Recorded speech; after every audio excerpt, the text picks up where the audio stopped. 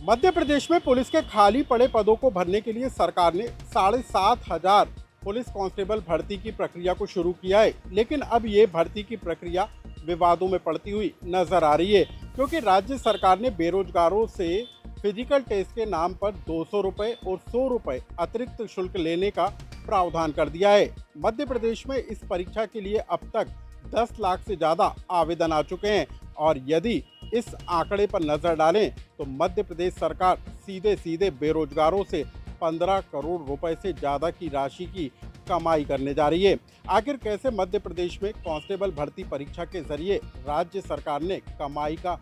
जरिया तलाश लिया है, इस खबर को विस्तार से जान लीजिए।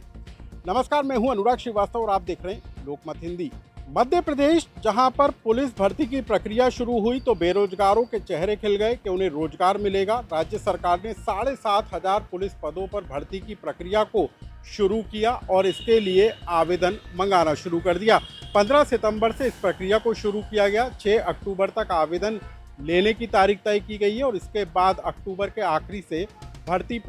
परीक्षा को शुरू किया जाएगा। लेकिन इस भर्ती परीक्षा को लेकर अब जो सबसे बड़ा बवाल बचता हुआ नजर आ रहा है वो भर्ती परीक्षा के नाम पर लिए जा रहे शुल्क को लेकर है। दरअसल राज्य सरकार ने पुलिस भर्ती परीक्षा को लेकर जो शुल्क तय किया है वो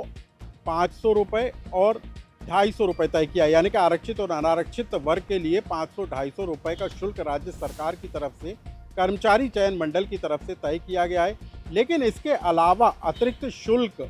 200 और 100 रुपये वसूले जा रहे हैं, वो फिजिकल टेस्ट के नाम पर हैं और वो भी कर्मचारी चयन मंडल के परीक्षा शुल्क के साथ इस राशि को वसूला जा रहा है। और सबसे बड़ी बात यह है कि मध्य प्रदेश में पुलिस भर्ती परीक्षा को लेकर 7,500 पदों के एवज में अब तक 10 लाख से ज़्यादा आवेदन कर्मचारी चयन मंडल को मिल चुके हैं। लेकिन 200 रुपये और 100 रुपये फिजिकल टेस्ट के नाम पर कर्मचारी चयन मंडल विभाग के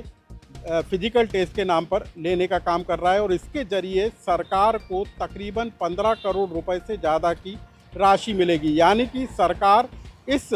बेरोजगारों के रोजगार देने के नाम पर जो परीक्षा आयोजित करेगी उसमें भी कमाई का रास्ता सरकार ने तलाश लिया और इसके जरिए 15 करोड़ रुपए से ज़्यादा की राशि की कमाई करने की तैयारी में सरकार नज़र आ रही है। अब हम आपको बता दें कि राज्य सरकार द्वारा इस भर्ती परीक्षा को लेकर जो पूरा कार्यक्रम जारी किया था उसके मुताबिक 15 सितंबर से आवेदन की प्रक्रिया को शुरू किया गया था, जो 6 अक्टूबर तक चलना है और अक्टूबर के आखिरी से भर्ती परीक्षा की प्रक्रिया को शुरू किया जाएगा। लेकिन आखिरी दिन तक 10 लाख से ज़्यादा बेरोजगारों ने रोजगार पाने के लिए कांस्टेबल भर्ती परीक्षा के लिए आवेदन किया और इसके साथ ही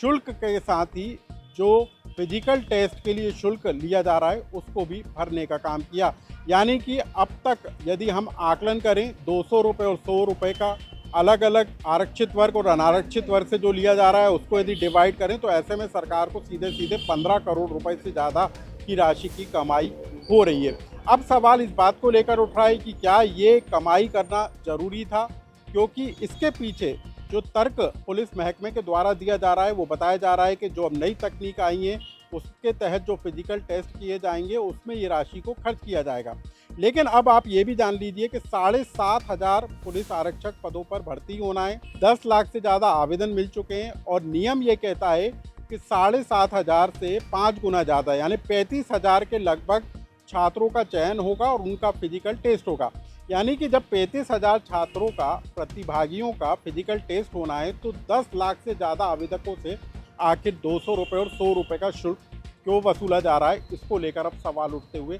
नज़र आ रहे हैं। सवाल इस बात को भी लेकर है कि क्या सरकार ने बेरोजगारों के ज़रिए रोजगार और अपने कमाई का ज़रिया बनाने की तैयारी कर ली है? क्या सरकार बेरोजगारों को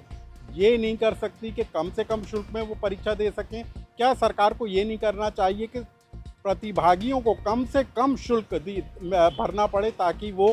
रोजगार दे सकें? सवाल इस बात को भी लेकर उठ रहा है कि जो छात्र अलग अलग शहरों में पढ़ाई करने के लिए गांव से पहुंचते हैं या बड़े शहरों में जाते हैं और बड़ी राशि को खर्च करते हैं, क्या उनसे फिजिकल टेस्ट के नाम पर ये राशि वसूला जाना सही ठहराया जा सकता है? तमाम तरह के सवाल उठते हुए नज़र आ रहे हैं। हम आपको बता दें कि फिजिकल टेस्ट के नाम पर पुलिस के द्वारा जो चयनित छात्र हैं उनका फिजिकल टेस्ट कराया जाएगा, यानी लंबी दौड़, ऊंची छलांग, गोला फेंक जैसे जो तमाम फिजिकल टेस्ट हैं वो कराए जाएंगे और उसी के आधार पर कांस्टेबल भर्ती प्रक्रिया को अंतिम रूप दिया जाएगा। लेकिन फिलहाल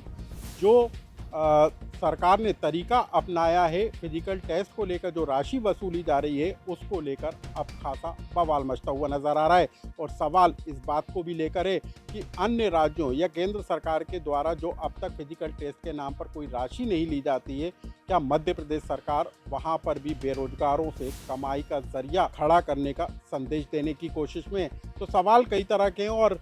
ये जो पूरी की पूरी भर्ती प्रक्रिया को लेकर सरकार ने शुल्क वसूले जाने का तरीका अपनाया है, उसको लेकर अब खासा बवाल मचता हुआ भी नजर आ रहा है। लोकमत के लिए भोपाल से अनुराग श्रीवास्तव की रिपोर्ट।